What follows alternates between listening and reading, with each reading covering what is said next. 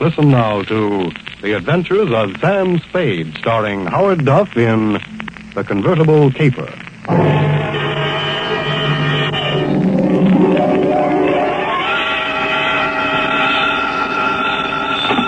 Sam Spade Detective Agency. Me, sweetheart. Sam, I knew you'd have the courage to come back and face it. Well, I'm back, Effie. What shall I face first? You didn't do something else, did you, Sam? Besides what? Besides running away with that woman in a stolen car. You're a little mixed up, Effie. The car was stolen from her. You mean it was her own car? Well, not exactly, Effie. You see, she stole it from somebody else, and then somebody stole it from her, and then I got it back for her. Well, it must have been quite a car to be worth all that trouble. It wasn't so much the car, Effie, as... Body? Sam, I don't understand. Think it over, sweetheart. I'll be right down to dictate my report.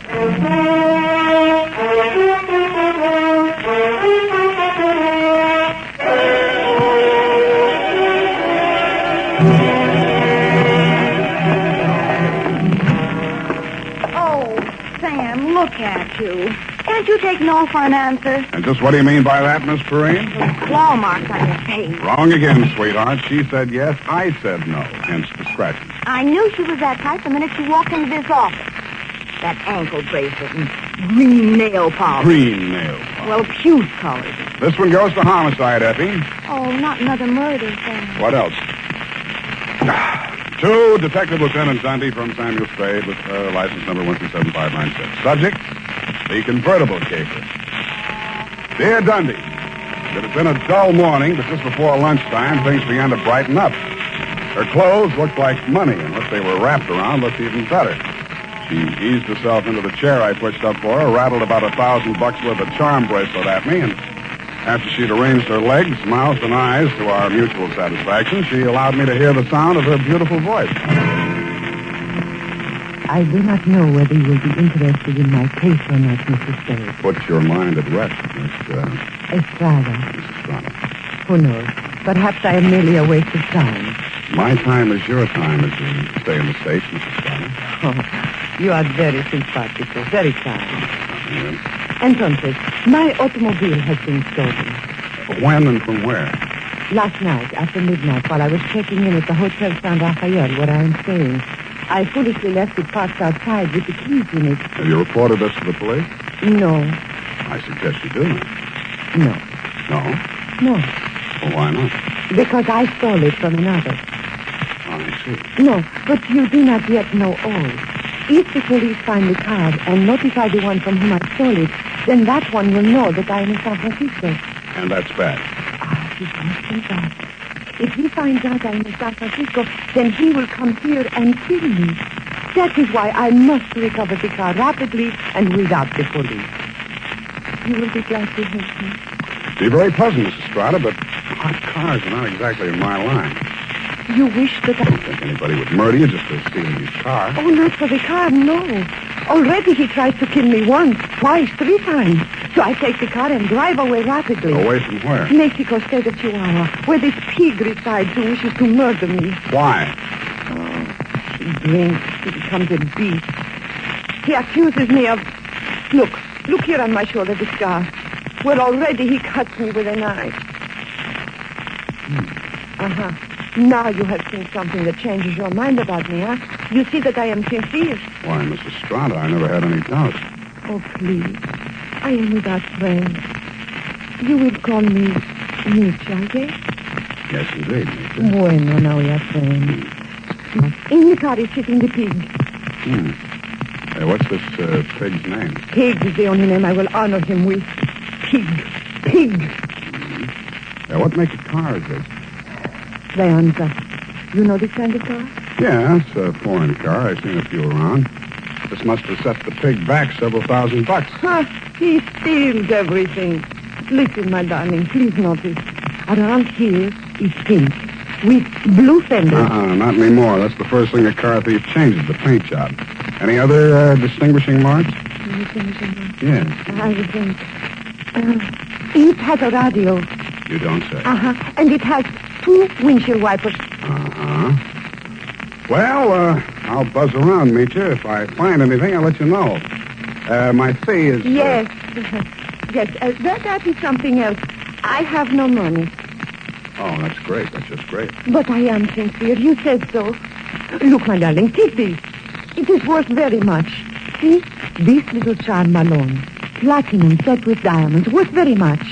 You will keep it until I pay you, eh? Adios, Father. Hasta la vista. She thrust the charm bracelet into my hand, bit me on the ear, and departed. I put a Band-Aid on it, ran some cold water over my head, poured myself a stiff slug of bourbon, and examined the bracelet. The dangle she pointed out was a white metal disc with a monogram in diamonds, two vertical bars with a horizontal one on top. It was the Greek letter pi or the initials PT, depending on who had stolen it from whom. I knew it was at least worth my fee. I dropped it into my pocket and went out. My first stop was over on Mission. The sign on the building says, Masterpiece Auto Painting, Joe Rembrandt, proprietor. Sam, long time no see. Hello, Joe. Got something you want painted? No, but I think you may have painted something I want. Sam, you know me. They drive them in the front. We spray the paint on them and push them out the back. No questions asked. That's quite a turnover, Joe. Yeah, we're going big time. Got the exclusive now for the syndicate work in the hill. Is that right? Yeah. What are you looking for, Sam? A murder car? Could be. It's a custom job, foreign car, Deonza. Hey, here's what it looks like. Yeah, convertible. Sure, come in this morning. Two-color job. Which two colors? Canary yellow body, baby blue fenders. Yeah, quite a car, Sam. Quite a snazzy heap. Heath, huh? Yeah. Is that what you want to know? It was. Happy Herman Heath was one of the biggest used car thieves in the city. As I got off the streetcar in front of Happy Herman's lot, a flash of canary yellow paint caught my eye. I strolled down between the rows of cars and found it. Yes, sir, Heath's the name. Happy Herman Heath. Every car on this lot is in perfect mechanical condition. Take your choice. Kind of hard to choose, Herman. There's so many here. Yes, sir. It takes a heap of heaps to make a heap of heap. Yeah. That yellow job with the blue fenders there? Oh, yes, sir, but the motor in that car, it does need some work. Now, over here... Does it run? Oh, yes, it'll run, but over here... This is more what I want. Let me try it. Sounds all right to me. Oh, idling, yes, but needs some work in the transmission of the differential. Mind if I drive it around the block? Well, the mechanics are just about to work on it. Besides, I'm afraid this car is more than you care to invest. Well, let me try it out anyway. Here, I'll leave a deposit. I reached in my pocket for Meech's charm bracelet. He took one look at it, and his expression changed. Well, why didn't you say so? No deposit is necessary. The car's yours. Drive it as far as you like. Thank you, Herman Heath.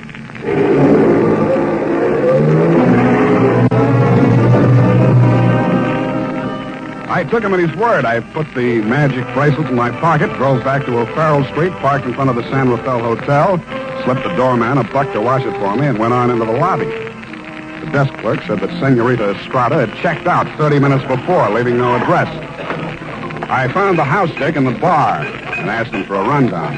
Yeah, I remember her, Sam. Very nice dish. Any callers, Tiny? Yeah, two guys. Yeah? They went out when they came. Ain't been back since. Who were they? You won't believe it, Sam. One of them was Tom Carey. What's he doing in San Francisco? He's wanted for murder. And I don't know, but there must be plenty in it if you brought him back across the border. He's staying here? Yeah, room 613. Do me a favor, will you, Tiny? Anything at all, Sam. There's a car parked outside in the loading zone here. Stow it in the hotel garage for me, will you? Upstairs, as far out of sight as you can get it.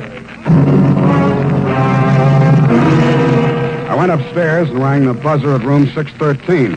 The door was opened by a little dark-complected man with hard eyes and Indian features. There was a mean-looking knife in his hand, but he put it away at a nod from Tom Carey.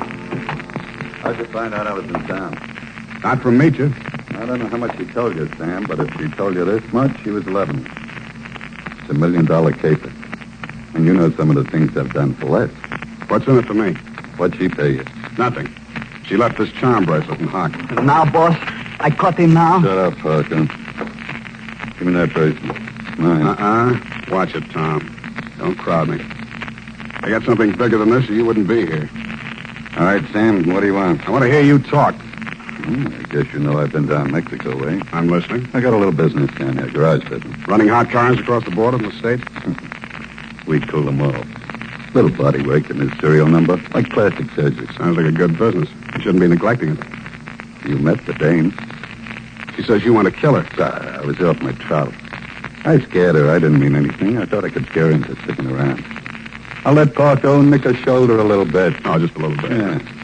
I figured her wrong. I know that now. If I could see her for 5 minutes just to talk to her, I know it'd be okay. I can't help you, Tom. I want to talk to her myself. Listen, she hasn't got a penny, only that car. She figures I'm peddling that. Not anymore. She already sold it? Some car thieves took it. She hired me to trace it. Listen, Sam. Maybe broke in a strange country. I'd look good to her again. Look. Here's $1,000, Sam. Oh, this is so sudden, Tom. Nothing. When you see her again, give her that bracelet back, huh? It was a present from me.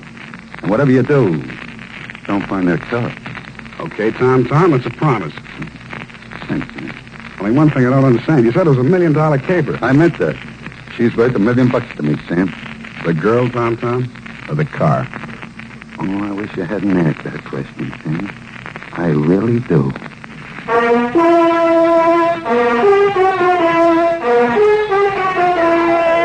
And now, back to the Convertible Caper. Tonight's adventure with Sam Spade.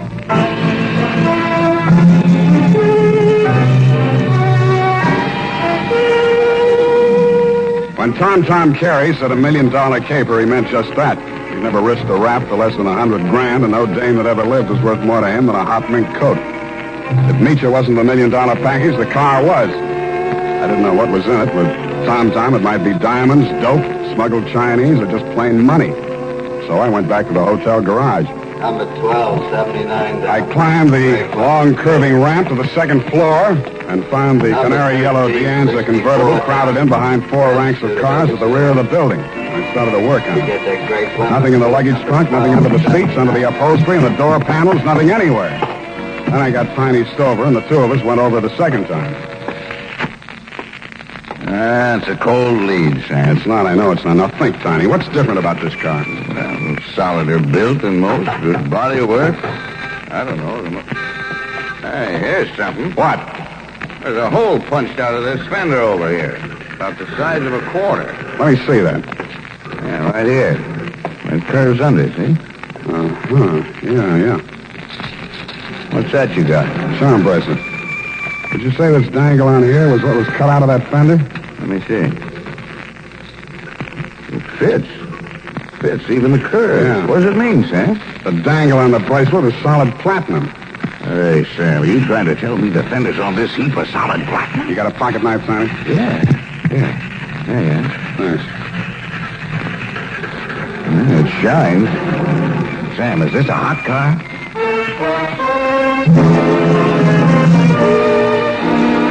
I didn't answer him. I didn't have to. He looked from the gray-white gleam of the bracelet shine to the square of paint I'd scraped off the fender and answered the question himself. Meach's convertible was convertible in more ways than one. It was about the hottest car in San Francisco as of that moment. After I'd left the garage, I tried to phone Tom, but he wasn't in. I had an uncomfortable feeling he was out looking for me. He was. As I stepped out of the phone booth, there was a rush of air past my left ear. A knife stuck in the wood less than an inch west of him. I came out in the street and found to see him duck around the corner into an alley. I ran after him. I collared him and stood him up against the wall. Let me go. I cut you down. What do you know about that car? What do you know about that car? Come on, talk, you get more of this. I don't know nothing. They don't tell me nothing. Where's Meacher? I don't know. Meacher don't know nothing either. Only Tom and... Tom and who else? I don't talk no more. They cutting you in? I don't need no cut. The boss, he pays me good. 40 pesos. Sometimes more. Work for me and I'll cut you in. I cut you to pieces. The boss treats me good. Sure, you do all the dirty work. There's any trouble, you'll take the rap. What means rap? They put you in a little room and squirt gas in you. You fall dead. Gas? Tom do this? He does indeed. Venga. Come, I take you to see the man. Su nombre es Felix. I think he will be very happy to see you.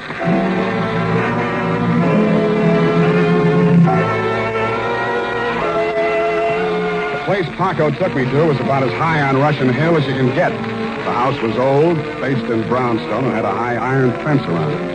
On the gate was a nameplate, H.H. Lovelace. When I opened it to go in, I noticed that Paco was no longer with me. Oh, Mr. Spade, come in, come in. The gray-haired gentleman who greeted me was wearing a wing collar, a carnation, and a very distinguished air. I could hardly believe it, but he was definitely, beyond the shadow of a doubt, none other than the one and only Happy Herman Heap. Well, Mr. Spade, I see that you're surprised. I'm overwhelmed, Mr. Heap. Lovelace, that is the correct name. For my avocation, I selected my first and second names, the H.H., you know. My full name is Herman Heap Lovelace. About that car, Mr. Spade. Yeah, about that. I must own that you outwitted me. I was rather proud of my little device, the disc on the charm bracelet, you know. When you showed it to me at my business establishment, I naturally thought you were authorized to take the car. Yeah, naturally.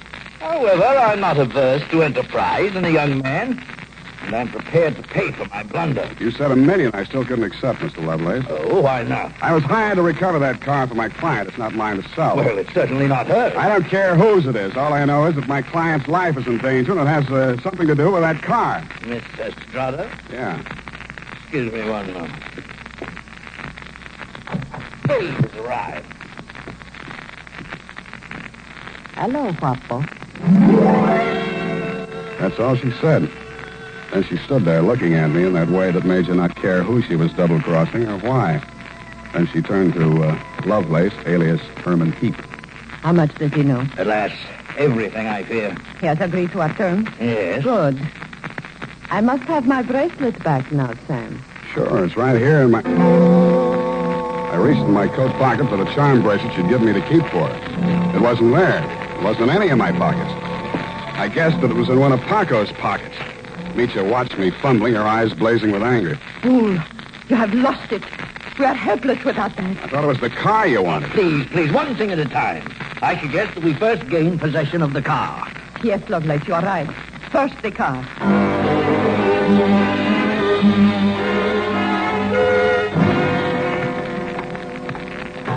Ah, yes. This is the car at last. A princess in vulgar raiment, but still a princess. No royal coach carrying a king to a coronation ever held such riches. Hide, you talk too much. Oh, I do. Well, take your place at the wheel, Mitya. We shall drive out of here into a splendid future. After you, Mr. Spade. No, Mr. Heap. After you. Ironic, isn't it, that with all my varied interests, I've never learned to drive a car. Será tu boco, viejo. You seem kind of shaky, Mitya. You sure you can handle the car down the ramp? I'm very good driver, Guapo. Mitya, stop! Put on your brakes. There's a man coming up the ramp.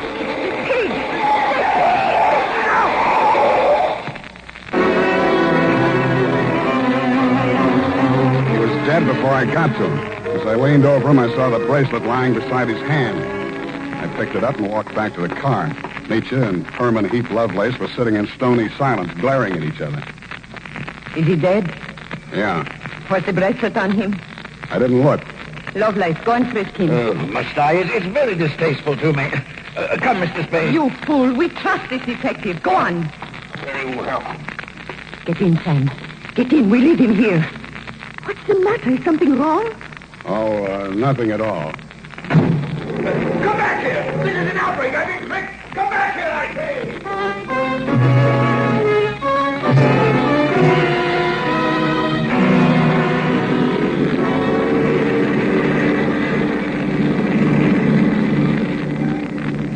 Please, Guapo. A cigarette. Sure. Here you are.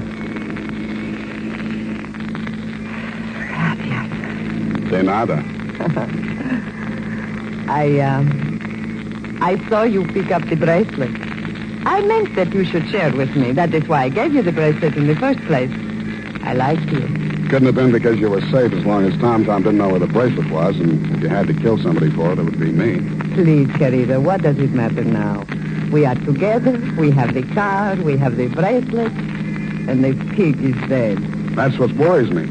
Oh, surely you do not think I meant to kill him. Of course not. Your foot just slipped. You stepped on the gas by accident. Yes, that was it. It won't stick, sweetheart. Not with me.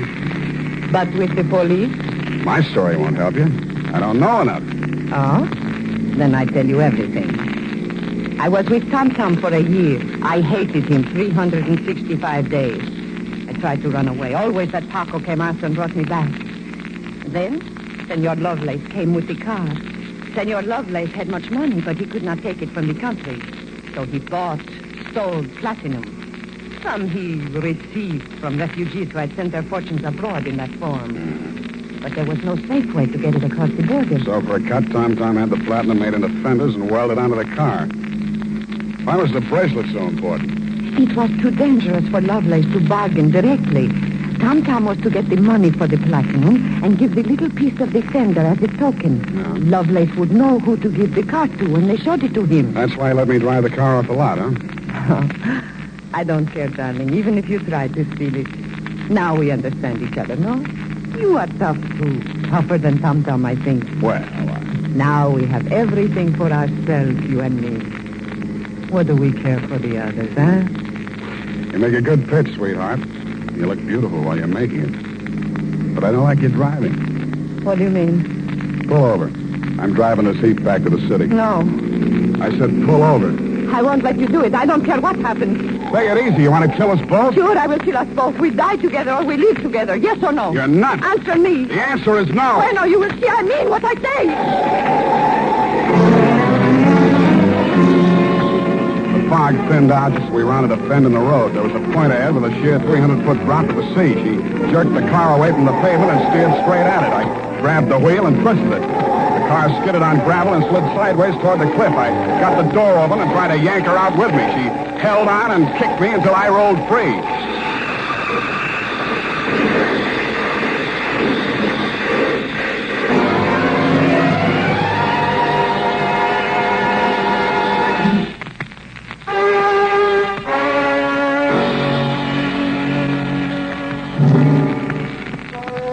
She didn't look very beautiful when I saw her for the last time. And the flashy convertible was a pile of junk. Very expensive junk, but junk all the same. I understand the federal men have confiscated the platinum and are holding Lovelace for questioning. I doubt if he'll crack. Nobody can embarrass a used car salesman. Period. End of report. Sam, do you really like this racket we're in? I hate it. So do I. But don't let's ever go into any other racket. It's a promise, sweetheart. Why, I'll never know. No need. Good night, Sam. Good night, sweetheart.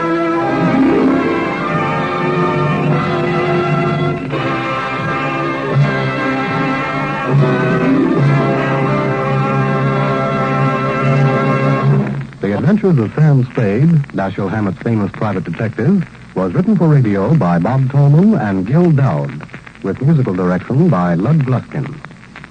Sam Spade is played by Howard Duff. Lorene Tuttle is Effie. Tonight's program was directed by Elliott Lewis.